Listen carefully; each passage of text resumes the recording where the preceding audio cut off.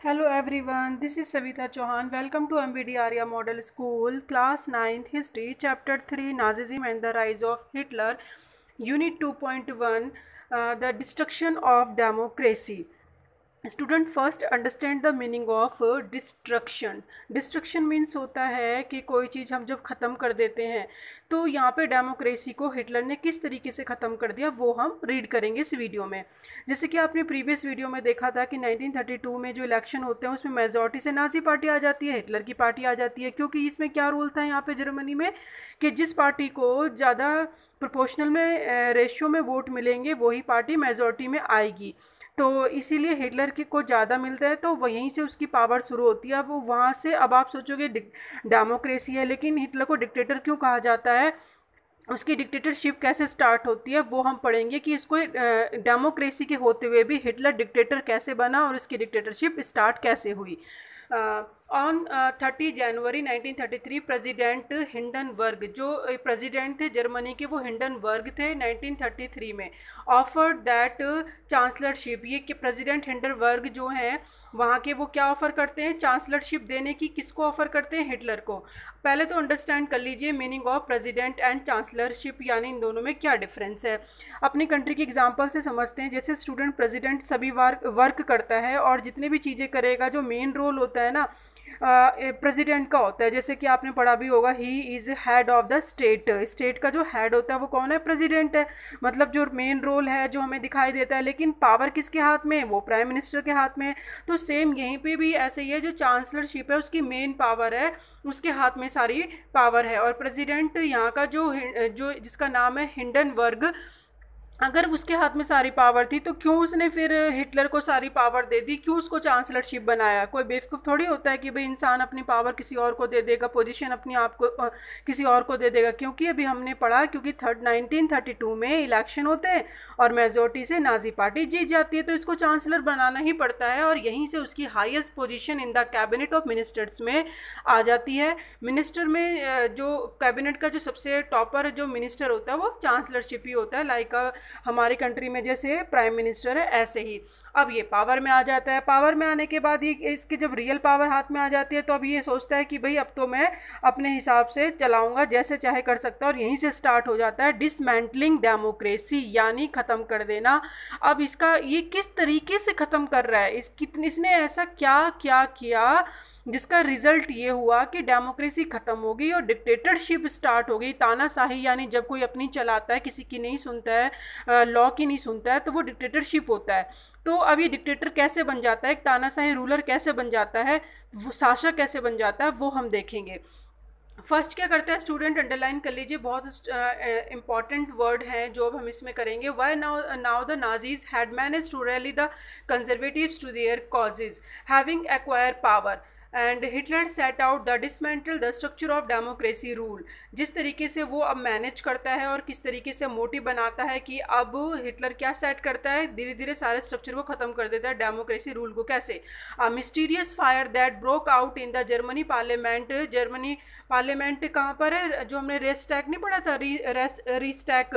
तो जो रीस्टैग है वो उसे क्या कहते हैं, वो जर्मनी का पार्लियामेंट है, जो कि अभी आप पिक्चर में भी देख सकते हो, बुक के अंदर दे रखी है। और जो ये पार्लियामेंट थी, इसने क्या करा, रहस्यमय, मिस्टीरियस यानी रहस्यमंद, यानी आग लगा दी चुपके से नाजी पार्टी वालों ने। अब इन्होंने ऐसा क्यों करा, क्योंकि जब तो आग लगा दी इन्होंने, लेकिन बाद में पता चला था खैर कि जब नाजी पार्टी ने ही लगाया है। क्यों लगाई थी, क्योंकि अपोजिशन जो है पार्टी, उन पर ब्लेम डालने के लिए, जैसे कम्युनिस्ट पार्टी हो गए या दूसरे पार्टी के जो लोग हो गए जिनको ये पसंद नहीं करता था कि जो इनकी खिलाफ आवाज़ उठाएं, तो इसीलिए उन लोगों पर इसने आरोप डाला। आरोप डालने के बाद उन्हें जेल में डाल सकता था, तो इसीलिए ये इसने काम करा कि आग लगा के खुद ही और दूसरे पे ब्लेम डाल दिया। तो पहला काम तो इसने ये करा, इन फरवरी में करा था, फैसिलिटेटेड हीज मूव, यानी अपनी सुविधा के लिए करा था। ठीक है, सेकंड पढ़ेंगे the fire decree. Fire decree क्या होता है, जैसे कि मैंने आपको पहले बताया था, एक्ट ऑफ 48 और ये डिक्री ऑफ 28 दोनों इंपॉर्टेंट हैं। फायर डिक्री का मतलब होता है जब प्रेसिडेंट या फिर वहाँ का जो मेन चांसलर है वो क्या लगा देता है, इम्पोज लगा देता है, इमरजेंसी लगा देता है, और उसके अकॉर्डिंग जो लॉ है वो पार्लियामेंट में पास नहीं होगा यानी इस टाइम पे अगर इसने कुछ भी लिख दिया चांसलर ने तो उसके अकॉर्डिंग वही लॉ बन जाता है, पार्लियामेंट में पास करवाने की ज़रूरत नहीं पड़ती है। तो डिक्री के अकॉर्डिंग अब इसने क्या करा, ऑफ 28 फरवरी 1933 में इसको लगा दिया। और इसके अकॉर्डिंग अब क्या हो गया था, इनडेफिनेटली यानी जो हम कह सकते हैं कि अनिश्चित समय के लिए, यानी कुछ नहीं पता था कब तक, लॉन्ग टाइम के लिए, अनडेफिनेटली यानी लॉन्ग टाइम के लिए सस्पेंड हो गई सिविक राइट्स, यानी जो वहाँ के सिटीजन्स थे उनके, अब लोग थे, पीपल थे, उनके सारे राइट छीन लिए। कौन कौन से राइट थे, फ्रीडम ऑफ स्पीच का, प्रेस का, असेंबली नहीं कर सकते, ये सारे जो गारंटेड हम उनको मिल रहा था वीमर कॉन्स्टिट्यूशन से, अब वो सारे इसने ले लिए। तो आप देख रहे हैं ना किस तरीके से वो धीरे धीरे डिस्ट्रक्शन कर रहा है, डेमोक्रेसी ख़त्म कर रहा है। Then he turn on his arch enemies the communist, और अपनी दुश्मनी वो धीरे धीरे कम्युनिस्ट से निकालना शुरू करता है। मोस्ट ऑफ हुम वर hardly pack of the newly establish concentration camps, और ये सब करने के लिए उसने क्या बनाए थे, कंसंट्रेशन कैंप्स। ये क्या था, एक बहुत बड़ी मात्रा में लोगों को मारने के लिए एक ऐसी जगह थी जहाँ एक ही मतलब गड्ढे टाइप भी कह सकते हैं आप इसको, और बहुत बड़े बड़े बॉक्स भी थे। लेकिन अभी तो जो कंसंट्रेशन कैंप है बहुत बड़े बड़े मतलब इन्होंने गड्ढे बनाए थे जिसमें लोगों को मतलब उसमें दबा के मार दिया जाता था या उसमें दफना दिया जाता था। तो इसका मानना ही ये था कि जो भी आवाज़ उठाएगा और जो हमें परेशान करेगा उसको क्या कर दिया जाएगा, ख़त्म कर दिया जाएगा। तो ये सबसे पहले लोगों को मानने और उनको ख़त्म करने में ही विश्वास करता था। तो इसलिए लोगों को खासकर जो कम्युनिस्ट पार्टी के लोग थे उनको रिप्रेशन करना, और इसी के साथ साथ 50 टाइप्स ऑफ ग्रुप, यानी इसके अलावा और भी ऐसे ग्रुप या पार्टीज़ कह सकते हैं थी जिनको इन्होंने ख़त्म करने की सोच रखी थी। तो repressions of the communist was severe, यानी बहुत ही सख्त इन्होंने उनको दबाया, रिप्रेशन यानी दबाना। और कंसंट्रेशन कैंप अंडरलाइन कर लीजिए, जैसे डिक्री लॉ किसे कहते हैं, कंसंट्रेशन कैंप किसे कहते हैं, एग्जाम में आता है। और क्या करा इसने, जैसे कि out of the surviving 6808 arrested file मिली हैं, कहाँ की, डशेलडॉर्फ एक सिटी है, स्मॉल सिटी है, कहाँ की, जर्मनी के वेस्टर्न में है। और 500,000 पॉपुलेशन, यानी जो इसकी पॉपुलेशन है उसमें अगर आप देखेंगे जो कम्युनिस्ट को अगर देखें इस पॉपुलेशन में तो 68,808 जो अरेस्ट हुई थी फाइल, उसमें से केवल 1,440 तो लोग कम्युनिस्ट के ही थे जिनको कंसंट्रेशन कैंप में इन्होंने सजा दी। इसके अलावा 52 टाइप्स ऑफ विक्टिम्स प्रोसिक्यूटेड यानी सताना। इसके अलावा और भी पार्टीज़ के लोग थे, विक्टिम्स थे जिनको इन्होंने सजा दी। And the Nazis across the country, और नाजी इस तरीके से पूरी कंट्री में अपना कंट्रोल करने लगी।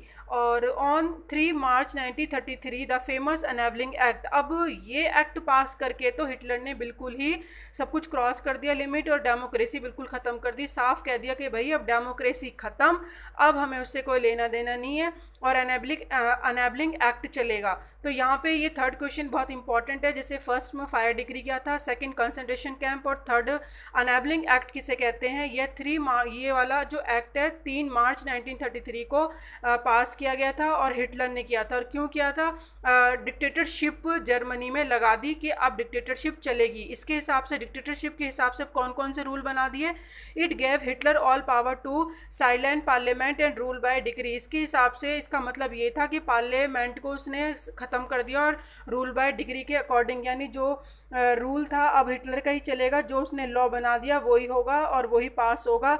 प्रेसिडेंट भी था जैसे कि आपने पहले सुना, लेकिन अब प्रेसिडेंट को भी ख़त्म कर दिया, अब कोई भी नहीं आएगा, सिर्फ किसकी चलेगी, हिटलर की चलेगी। और क्या करा उसने, all political party and trade union were ban except for the Nazim party, Nazim party को छोड़कर, एंड इट्स एफिलिएट्स यानी जो उससे जुड़ी हुई और थी, लोग जुड़े हुए थे या पार्टी जुड़ी हुई थी, सिर्फ उनको छोड़ के, नाजी पार्टी और एफिलिएट्स को छोड़कर सभी लोगों को बैन कर दिया, सभी यूनियंस को, सबको, ट्रेड यूनियंस हो या हो पॉलिटिकल पार्टी, सबको बैन कर दिया। And the state establish complete control over the economic, media, army and judiciary. जैसे कि आप देखते ही हैं किसी भी कॉन्स्टिट्यूशन कंट्री में, डेमोक्रेसी में मीडिया बिल्कुल फ्री रहती है, आर्मी फ्री रहती है, जुडिशरी फ्री रहती है, इस पर गवर्नमेंट का कोई भी राइट नहीं होता।